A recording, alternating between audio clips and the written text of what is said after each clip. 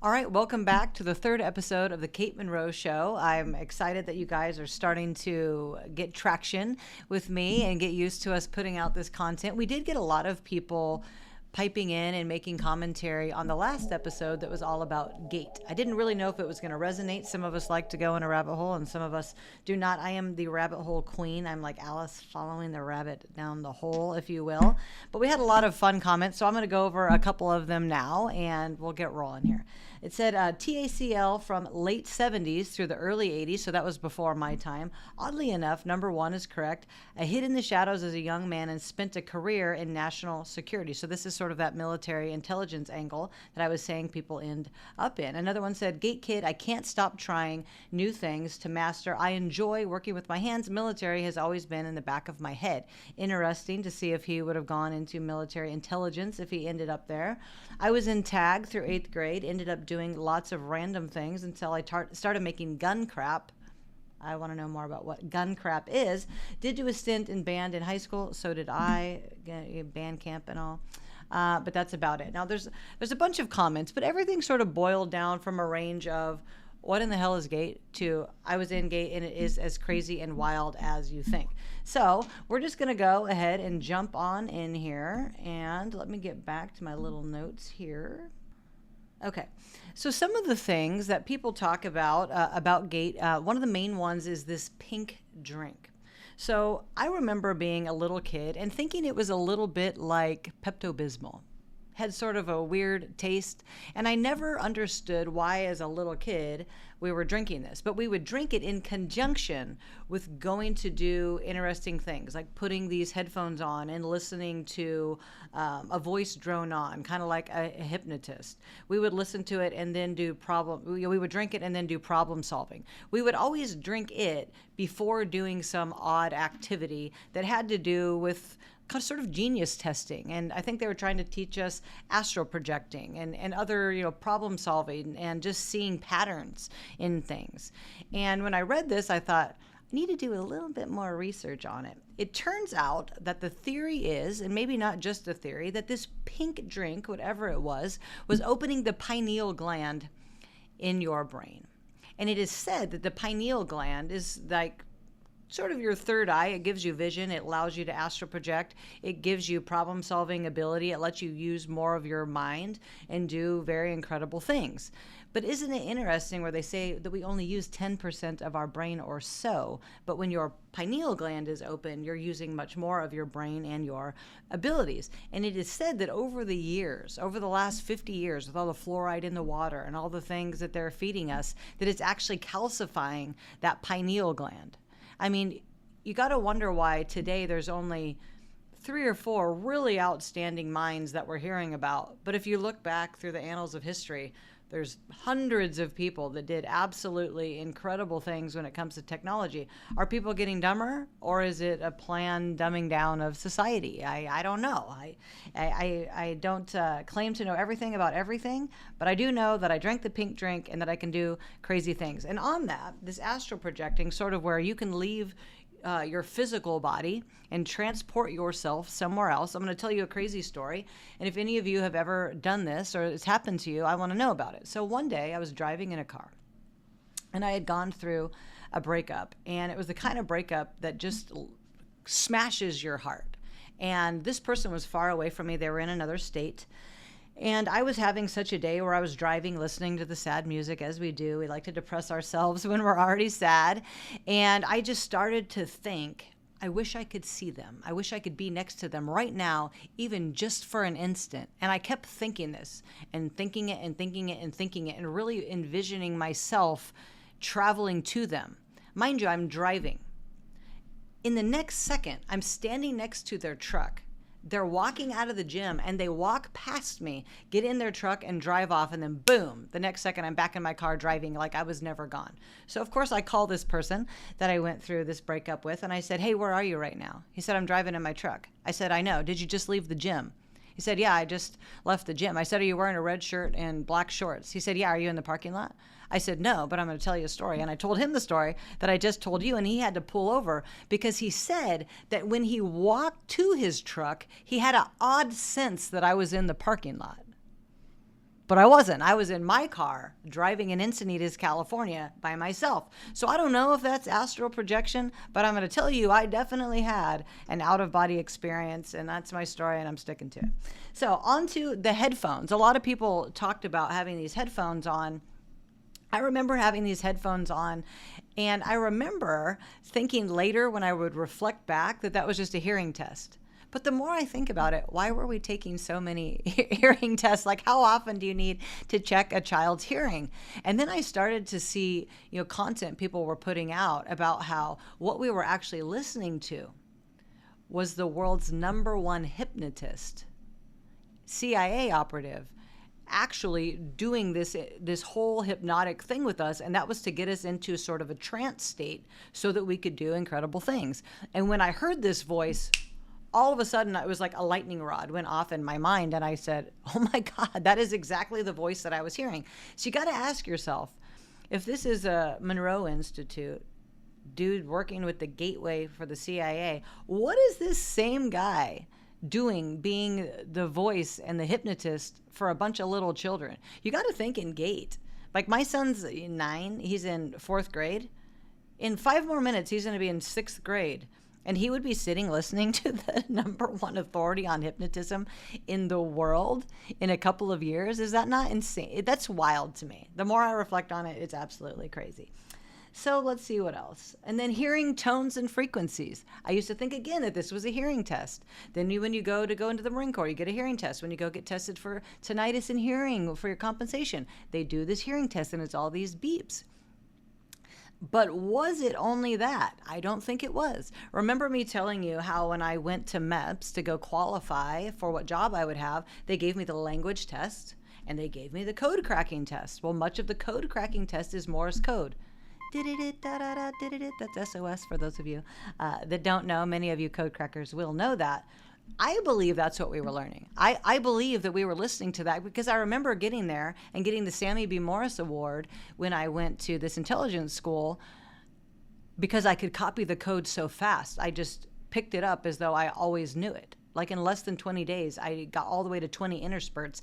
And 20 interspurts is the speed at which you, if you've never heard Morse code, you would not be able to detect it. It's coming so fast, like so fast, you wouldn't even be able to keep up with your hands. But a person who can copy this just has total control of their brain function to their fingers through muscle memory. They can copy this code. I went all the way up to 20 interspurts in 20 days. Absolutely unheard of. Crazy. Then they would test our memory. A lot of people don't even remember this whole time in their life. There's one weird story from me being a kid. And I asked my mom about it about a year ago. I said, Mom, when I was a kid, when I was about 11, maybe 12, I remember you taking me to a doctor's office. And in this doctor's office, you waited outside for me, and they gave me some kind of sedative. I don't remember what it was. And they did scans on me. They did a bunch of function tests. But I remember a man sitting at a computer in a lab coat, being very scientific, not being like a doctor at all, running a bunch of cognitive tests on me as a kid. And I never brought it up until about a year ago. And I asked my mom about this. And my mom said, yeah, I always thought it was weird that we had to take you to this doctor. It was something your school asked us to do. Why did my school need me to go get an advanced cognitive test and like an MRI and a CT scan and go through all of these weird tests at 11 or 12 years old? And the crazy part is my parents, who are very smart, they thought that was a totally normal request. In fact, I was in such a weird state and sort of woozy that I had double vision and I was like seeing things. I was talking crazy, and then I went to my bed and I slept the rest of the day, woke up the next day fine, and almost put this out of my mind entirely. But that's a pretty weird thing to happen to a kid. So again, people want to talk about MK Ultra. They want to talk about GATE. They want to talk about, Manchurian candidates. All of these people who are sort of put into a pipeline and given a direction. We brought up last time Candace Owens, Charlie Kirk, Nick Fuentes, people like me, all these people that have gone through the GATE program. Look at what we've been able to accomplish in a very short period of time. All of us are for the most part, pretty young, all very accomplished people that you all listen to. So we're all just birthed with all that ability, or does GATE have a larger effect on that? I mean, I think that that's something that we need to explore, because if you got a bunch of these people running around the world, we are all definitely involved in something. I'm going to tell you that right now. Okay, let's go on to our next little section here. Okay, so in this next section, I definitely want to differentiate for you GATE and the Gateway program. Because I don't want you to think, I'm sitting here saying that GATE was designed by the CIA to test children, even though it sort of seems like it was. I'm not saying that, okay? But it feels like that's what it could be. So the Monroe Institute is the one that designed all of this. And I think it's interesting that I changed my name, as I said, my last name to Monroe. But there definitely is a difference between GATE and the Gateway program. I think the biggest difference is that the Gateway program was done on assets already owned by the CIA to help adults learn how to do all of these things. But if you look at the correlative effect between what they were trying to teach adults to do and what they were trying to teach all of us as kids to do you think maybe at some point they figured it might be easier to teach you how to do it as a little kid? It might be easier to get you into that pipeline as a little kid.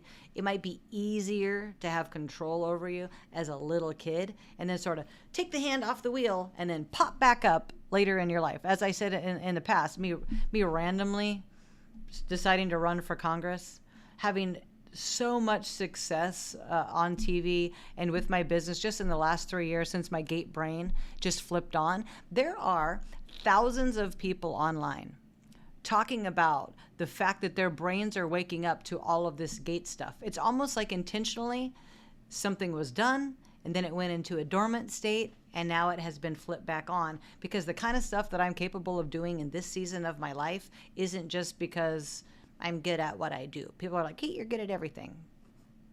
A lot of things, but I'm not good at everything.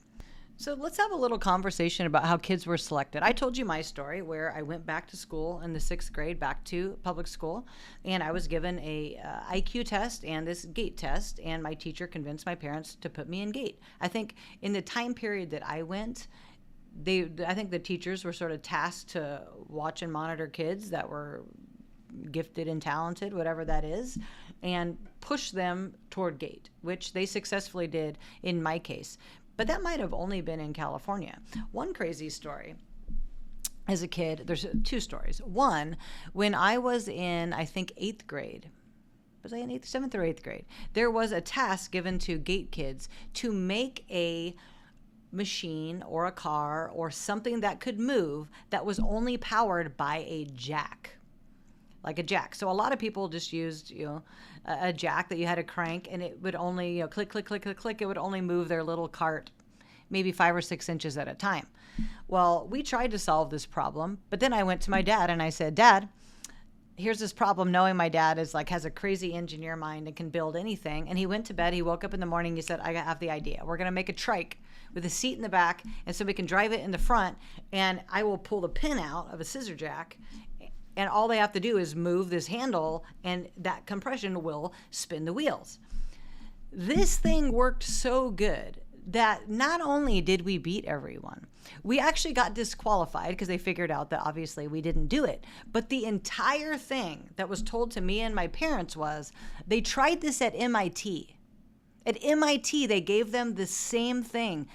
No one at MIT, not a single team, could do what my dad did with little GATE kids when I was only in 7th or 8th grade. My dad with no college education. Isn't that interesting?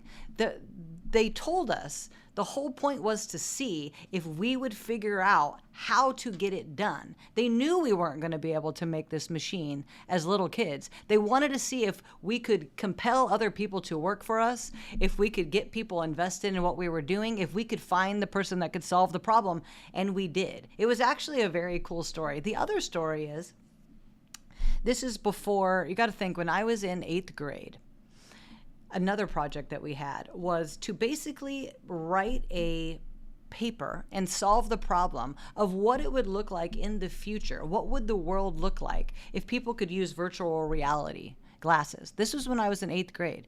We did not even know what virtual reality was other than when you were on a ride or something like that. Nowhere in our brains. Mind you, there was no cell phones. There was no Google. There was nothing like that. So they're having 8th grade kids solve for this insane problem. And again, they did not think that we would be able to solve it. But they flew us all the way from my rinky-dink little town all the way down to LA to go to this big conference. And nowhere at this big gate conference did they talk about virtual reality at all. All they talked about was problem solving, what we were going to do later. We were on all these weird little breakout groups solving all these other problems. It was almost like it was a skin to get our parents to take us to this conference, as though we were really there competing for this virtual reality thing. When I look back at my life, I just go, how did no one see this? How did no one see this? There's been thousands of gate kids. Not a single parent thought this was weird. Not any administrator at the school thought this was weird. Are the schools funded by this program? Is there that much money in cultivating little Manchurian candidates? I don't know.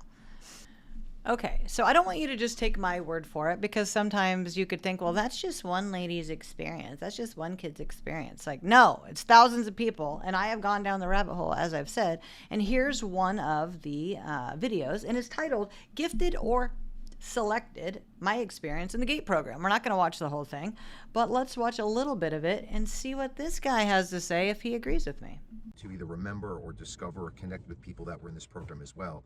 I even just got a comment on one of my YouTube videos about this morning, telling me that Candace Owens had spoken about it. And I just did a quick search, and it looks like this is pretty recent too. So yeah, why not talk more about it, since it's, I guess with someone like her talking about it, it's going to become more popular, and more people are going to become aware of it that weren't previously, or people like me who had this experience are going to kind of open up their memories, or be willing to share more about it. And that's why I even made my last video. I was talking about why I wanted to put more out there. First of all, I want to learn what the fuck went on, like what happened to me. Is that a good or bad thing? Is that, is a lot of this is a connection to now me 40 some odd years later, why I am the way I am, or the way I was, that they recognize that maybe I didn't go with the plan, or what they did made my plan go the way it was. But it wasn't always easy, and it still is difficult to integrate into society, being one of those different people. It doesn't mean I'm better. It just means that our brains seem to be wired in a more sensitive way. The theory is that the GATE program was a kind of a government experiment or program where they recognize kids that were gifted. Really, it seems like most of us were just high functioning autistics. He says most of us were just high functioning autistics. I have had people tell me before that they think that I have autism, and I think what they're meaning to say is I have a knack for solving puzzles and problems and all of that. I don't think that I'm actually autistic, but that is funny, because it's easier to explain that high function away if you just go, that's just autism. This means that our brains seem to be wired in a more sensitive way. The theory is that the GATE program was a kind of a government experiment or program where they recognize kids that were gifted. Really, it seems like most of us were just high functioning autistics, and teachers or whoever was observing us, or our parents would rat us out, and they would take us out of class. For me, it was on Wednesdays. I remember that distinctly. And sometimes we go to the library, sometimes we go to different classrooms. A lot of times they would take us on field trips, and sometimes they were practical. I remember we went to a supermarket and we just learned how to budget a shopping list, and how to we pretended we had this much in our bank, and this is what we had on our grocery list, and how to make it work and put together. So it was like life skills too, but there was some other stuff going on that was really weird. And a lot of us remember the earphones with the sounds that we would be hearing, or the weird pink liquid we drank, the shapes. The shapes, the sounds, the pink drinks, the headphones. This is everybody remembering this. Now, some of you might say, well, I was in gifted and talented education. I think that some schools probably had an AP or college prep, and some schools actually did a deep dive and went way all in on GATE. And I actually find it's that kids that grew up in smaller towns, in more rural towns, are the ones that I find were in this serious GATE program. Isn't that interesting? You don't find it a lot in these big cities, people telling you that. Maybe it's because they had more funding or whatever it is. Maybe these small towns are more easily controlled. Maybe there is, something to the lore of small towns, where the government does have a little bit more control there and can do things and get away with things because there's not as much visibility. There's not as many people looking at it. So that was clearly the case with the rinky-dink town that I grew up in. The people that weren't part of our school system that were there. I don't remember people in suits, but I do remember like other teachers or other people that were like just sitting on the sidelines watching and taking notes of our little experience that we were having. So it was really strange. And again, it's kind of interesting now that I've always talked about it. I've brought reference to it. I didn't like completely forget it, but all these details were just so deep in the recesses of my mind. They're now finally coming out because I'm thinking about it. I'm hearing others talk about it, and yeah, it's just kind of weird how we're all having this similar experience all around the same time frame. It's weird how we're all having this similar experience all around. And you mostly find it in my age bracket. I'm 47 years old. A lot of the kids that went in the late 80s time period, all this, very young Gen Xers, it's a lot of us that are waking up to this. So why now? What is going on right now? Why is this the right intersection for the lights to come back on for all of these, gate skills, if you will? So I don't want to take you guys into the most ludicrous gate rabbit hole, but I am going to tell you that gate was, I still think, good for me. I mean, I'm here talking to you, and I have a pretty successful life. But I do think that I don't know if it weren't for gate that I would have gone into the Marine Corps. I wouldn't have gone into intelligence. There's a lot of things I don't think that my life would have had I not gone into gate. I might have stayed in my little small town. I might have become a teacher, which is what was in my heart to do. I might have been a small town girl and been a totally different person. But that's not my story, because my story does involve gate, and it pattern interrupted my life. And I can't get in a time machine now and go back and decide if that was good for me or not. But I'm going to take it for what it is, and I'm going to use all my superpowers. I don't know if you can see it, but I do have a cape on. And I'm just going to do the best with what I got. But I do think that I am awake to it now. So if you think that you're going to use me as a Manchurian candidate, and you think that you're going to be able to control me, maybe go watch the rest of my commentary and my roasting, because you'll realize I'm not the easiest lady to control. So I'll just leave that there for you. So, right before we go into some current events, which I can't wait to cover, I just want to ask you guys a couple of questions, because I want to know a little bit more about those of you that were in gate. What state were you in gate? I want to know, was it a small town or a big town? I mean, in small town, I'm saying 5 to 15,000 people. Small town, okay? What year or what years, what time period? What grade did you enter and exit? A lot of people have told me that they didn't stay in the program the whole time. I did, 6th, 7th, 8th grade, and then AP all the way through high school. I definitely did stay in it, and then probably stayed in it longer because I went into the Marine Corps. What do you remember? What are the weird things you remember? Did you drink the pink drink? Did you drink the Pepto-Bismol? Can you send yourself places? Can you astral project? Did you wear the headphones? Did you sort cards? One last crazy thing. This might have been where my parents thought that me getting into gate would make sense. When I was 3, it was a very big thing to develop your child's memory, and it still should be, because your memory is the foundation of your intelligence in many ways, your ability to recall. So when I was 3, my mom got a deck of the game Memory, where you put all the cards, you show all the cards, and then you put all the cards face down, and you try to make pairs. When I was little, I could beat an adult at Memory when I was 3 years old in a couple minutes. So my mom bought another deck. By the time I was 5, we were playing with 3 decks of Memory at the same time, and I could still beat them. Like, part of why you get selected, I think, is nature. Some people have the intellect or the natural problem-solving ability, they have good memory, and then part of it's the nurture, whatever your parents end up doing with that. And my parents definitely spent a lot of time developing this. My mom, has a 162 IQ, so she's a pretty smart lady. I won't tell you what my IQ is, but it's north. So it's good. Okay. And lastly, did your parents know what the testing involved? I will say that my parents did not, other than what I involved them in, like making that little cart go with the jack. That's about what they knew, because I didn't know to tell them. Isn't that interesting? I just thought of that. My parents didn't know, and your parents didn't know, because you didn't know it was weird. You didn't know to say that it was weird, because you didn't know it was going on in every other class. You didn't know everyone else wasn't doing that. Wow. That's wild. Imagine if you started it in high school. You would probably know it was weird. Or in college. Maybe that's why it didn't work in the Gateway program. Oh my God. I'm going to get out of the rabbit hole before I get swallowed up.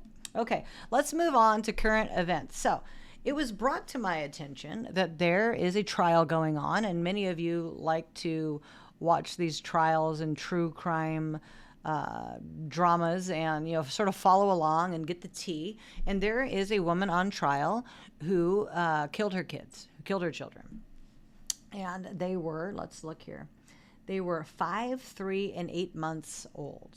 I don't want to get emotional about this. It makes me sad.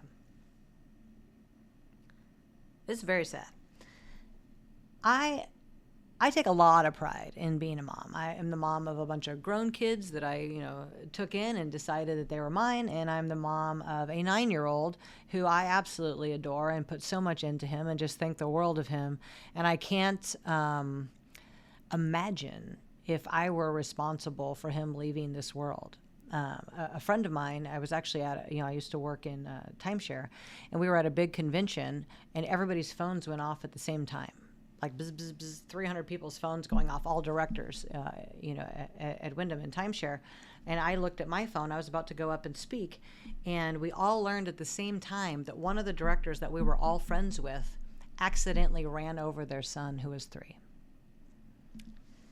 Accidentally ran over their son. This woman was married to a Navy SEAL, very, very good parents. Such a beautiful family. Hudson, cutest little boy, maybe on planet Earth. It just so happened that Hudson's nanny that he had before they moved to North Carolina was now my son's nanny. So the next call I got was a hysterical call from my nanny, who couldn't even breathe or talk because her little baby that she had been watching had just got run over by a car.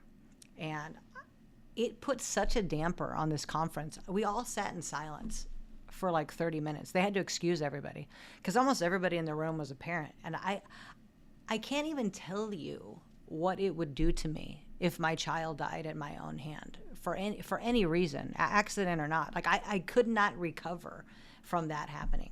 But this woman apparently had been fighting postpartum depression. And many of you know what that is. And if you don't know what it is, it basically is, it happens to a lot of women. It happens to most women, but some on a small scale, a 1 out of 10, right? And some of it, apparently with this woman, a 10 out of 10. And it's the discussion really is, I think, for most people, is this entirely her fault? What was her mental state at the time that she did this? I mean, I think that there's a lot of complicit people here, okay?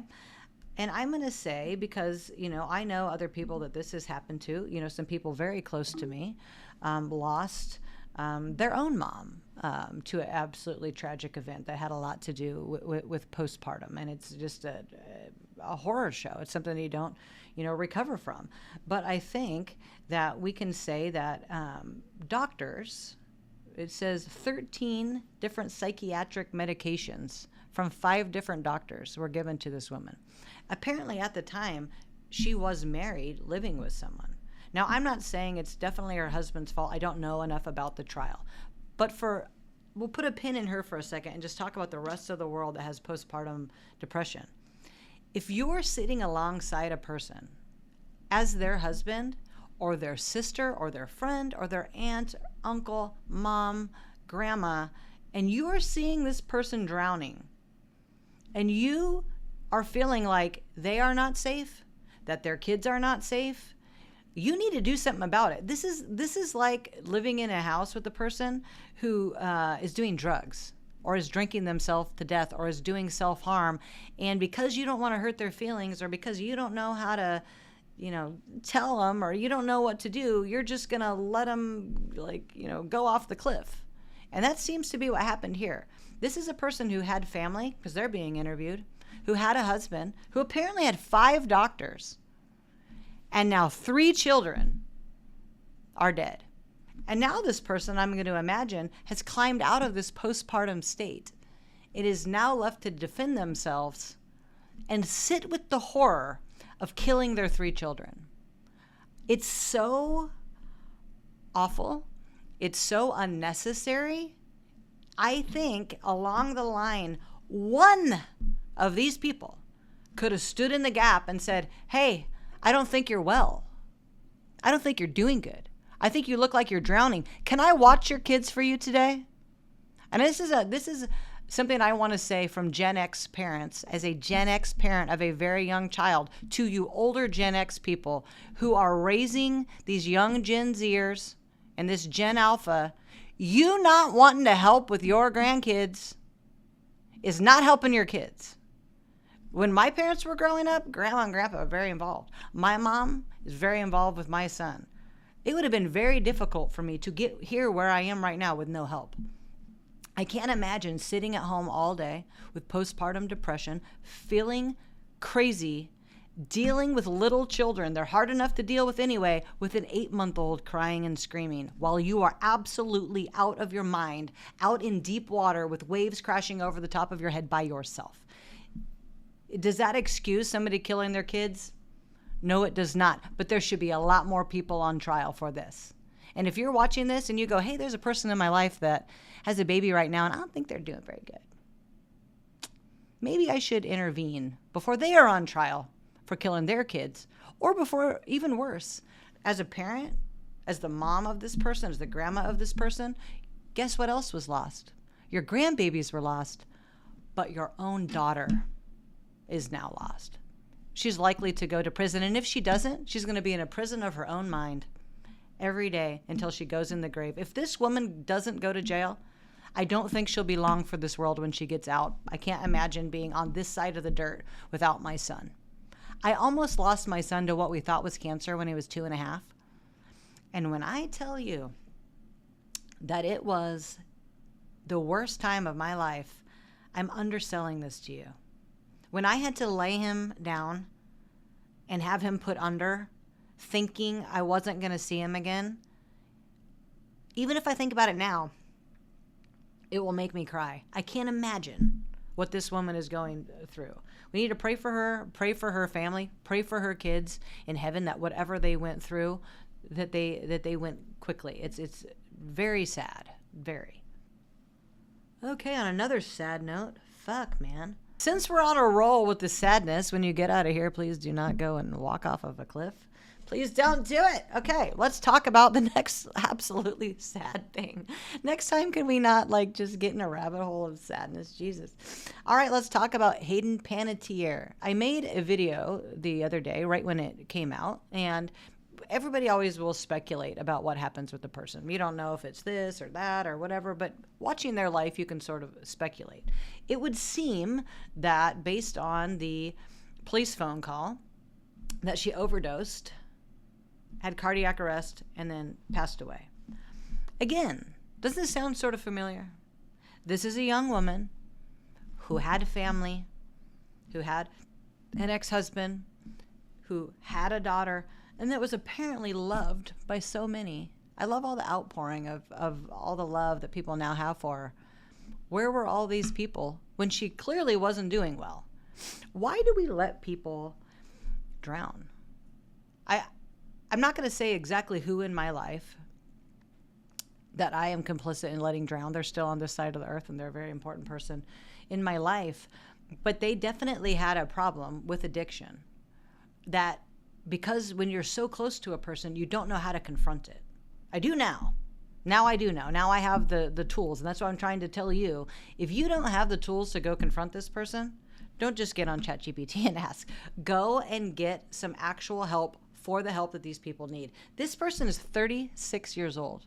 36. When I was 36, I thought I was almost 40 and that my life was almost over. But now I'm 47 and I realize, how is this a baby?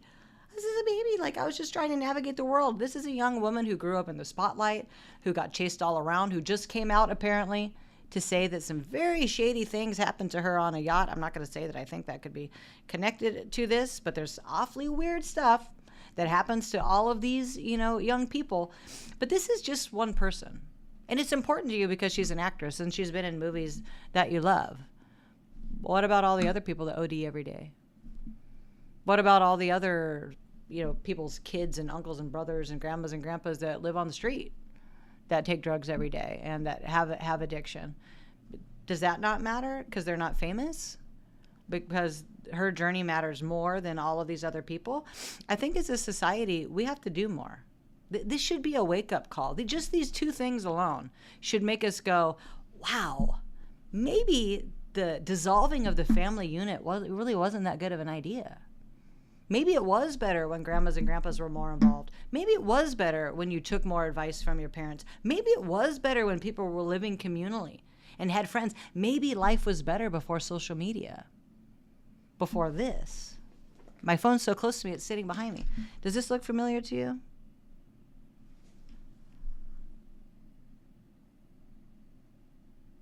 Because this is what it looks like when you go out to eat with your friends. That's what it looks like when you sit down on the couch from somebody, when you're watching TV. We're not even watching what's on.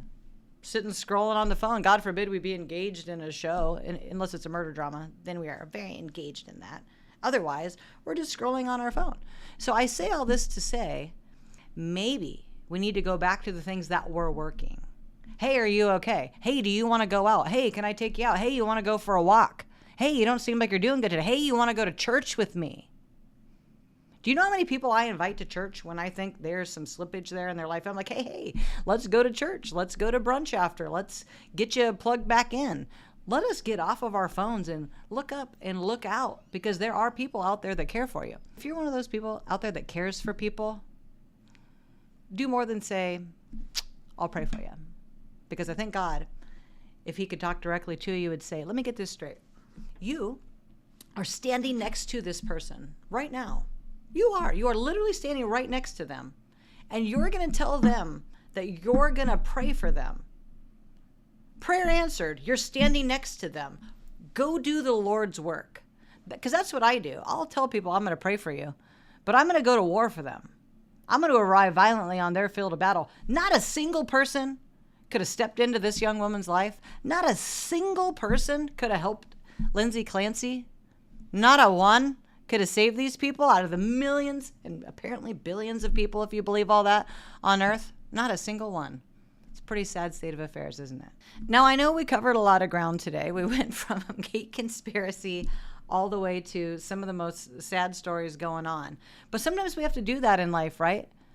I'm not a comedy podcast. Now, I will say some funny things. I will, because I'm a Marine, and Marines, we talk shit and we say funny things. There will be times where we'll be funny, but that isn't what life's all about. And I think there's a lot going out in the world. There's a lot of things that people need. Sometimes you need to hear this and go, wow, I needed a wake-up call. I hope this was a wake-up call for you. I am excited for you for next week, because I have a really interesting set of lessons that I'm going to teach you and pour into your life. So stay tuned, like, subscribe, follow, and share.